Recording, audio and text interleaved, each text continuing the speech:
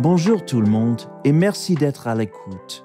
Je m'appelle Michael Hariton et je suis là pour vous aider à découvrir combien il est gratifiant d'apprendre les Écritures par cœur. Et ce n'est pas si difficile que ça. Notre verset aujourd'hui commence par l'un des mots les plus excitants mais aussi les plus intimidants de la langue française, le mot « maintenant ». Ce terme nous donne une sensation d'urgence. Il exige de nous une réponse.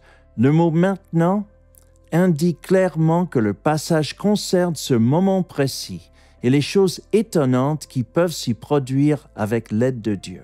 Comme notre esprit pense de manière séquentielle, procéder étape par étape est une façon naturelle pour l'apprendre. Je m'explique. Ces jours-ci, nous comptons sur le GPS pour nous mener là où nous voulons aller.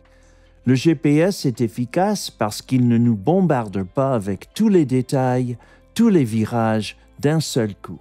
Il nous donne une seule indication à la fois.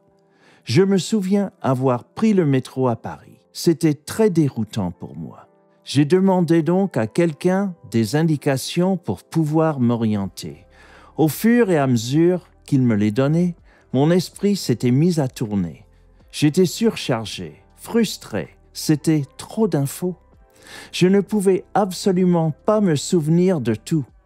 J'ai remercié la personne et j'ai suivi le flux. Quand je fus sûr d'être hors de sa vue, j'ai redemandé mon chemin à quelqu'un d'autre. Heureusement, celle-ci se rendait là où j'allais. Elle me dit simplement « Suivez-moi ». Alors, dans cet esprit, nous allons décomposer le passage d'aujourd'hui en 2 versets. Et vous apprendrez chacun d'eux pas à pas, proposition par proposition. Vous serez surpris de voir à quel point il est facile d'apprendre un passage entier de cette manière. Alors, commençons. Voici le passage. 2 Corinthiens, chapitre 8, versets 11 et 12. Maintenant, achevez donc l'œuvre, afin que sa réalisation corresponde, selon vos moyens, à l'empressement que vous avez mis à la vouloir. Si la bonne volonté existe, le don offert est bien accueilli en fonction de ce que l'on a, et non de ce que l'on n'a pas. 2 Corinthiens, chapitre 8, versets 11 et 12. Ce passage nous rappelle 3 choses. Premièrement, Dieu est disposé à utiliser les personnes de bonne volonté. Servir ses œuvres est un grand privilège. Deuxièmement, à moins que nous terminions le travail que nous avons commencé, ce dernier reste simplement une bonne intention, un rêve non réalisé, parfois même une promesse vide si nous voulons être honnêtes avec nous-mêmes. Tant que nous n'avons pas terminé, rien n'est accompli et rien ne change. Et troisièmement, nous ne devons pas craindre le regard des autres et nous laisser intimider dans nos efforts. Le seul juge qui compte est Dieu. Il n'attend rien de nous qu'il ne nous ait déjà donné. N'est-ce pas encourageant?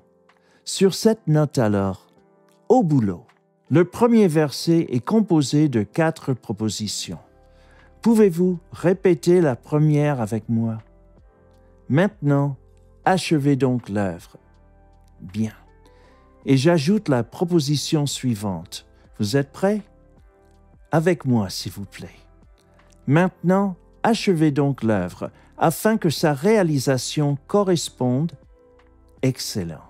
Ajoutons la 3e proposition.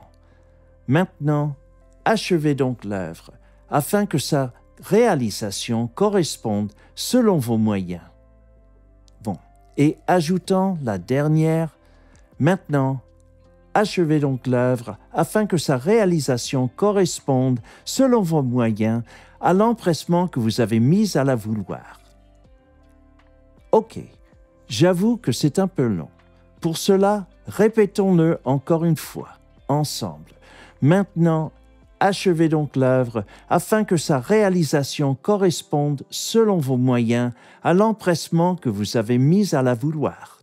C'est bon? Super. Vous avez déjà appris la moitié de ce passage. Maintenant, passons au deuxième verset. Il est également composé de 4 propositions. Répétez avec moi. Si la bonne volonté existe, bien. Maintenant, ajoutez la deuxième. Si la bonne volonté existe, le don offert est bien accueilli. Bien. Maintenant, ajoutons la troisième proposition. Si la bonne volonté existe, le don offert est bien accueilli en fonction de ce que l'on a. La dernière proposition est la récompense. Ajoutons-la.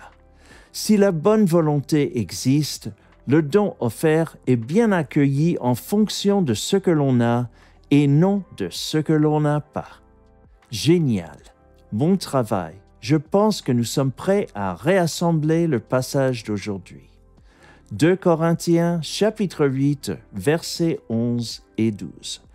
Maintenant, achevez donc l'œuvre, afin que sa réalisation corresponde, selon vos moyens, à l'empressement que vous avez mis à la vouloir. Si la bonne volonté existe, le don offert est bien accueilli en fonction de ce que l'on a, et non de ce que l'on n'a pas. 2 Corinthiens, chapitre 8, versets 11 et 12. Vous voyez, vous avez tout saisi. Mais si je suis allé un peu trop vite pour vous, rembobinez cette vidéo et revoyez-la jusqu'à ce que vous ayez aplani tous les points faibles, jusqu'à ce que vous ayez enregistré tout là-dedans. La répétition est une partie essentielle de la mémorisation. Avant de terminer, j'ai une petite confession à vous faire. Il m'est arrivé à plusieurs reprises d'avoir une idée pour un projet, mais je n'arrivais pas à la concrétiser. La lecture de ce passage me rappelle à quel point il est facile de se laisser submerger par nos propres rêves à venir. Décider par où commencer peut être difficile, voire paralysant. Avez-vous déjà ressenti cela?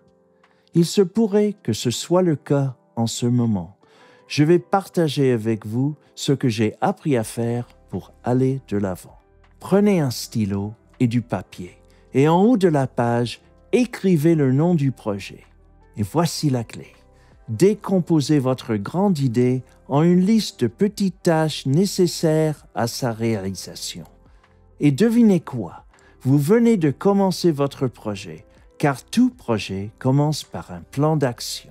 Que Dieu guide vos pas et vous bénisse pour le mener à bien, en vous envoyant l'inspiration nécessaire, les bons conseils, les ressources ainsi que l'assistance dont vous aurez besoin pour le réaliser. Comme la répétition est vraiment la clé de tout apprentissage, récitons encore une fois ensemble 2 Corinthiens, chapitre 8, versets 11 et 12. Maintenant, achevez donc l'œuvre, afin que sa réalisation corresponde, selon vos moyens, à l'empressement que vous avez mis à la vouloir. Si la bonne volonté existe, le don offert est bien accueilli en fonction de ce que l'on a, et non de ce que l'on n'a pas. 2 Corinthiens, chapitre 8, versets 11 et 12. Voilà notre verset hebdo à mémoriser. Si vous trouvez que ces vidéos sont bénéfiques, faites-le nous savoir. Vous pouvez laisser vos suggestions dans les cases commentaires ci-dessous. Jusqu'à la prochaine fois, allez dans la joie de Dieu et profitez du voyage pour apprendre les Écritures par cœur.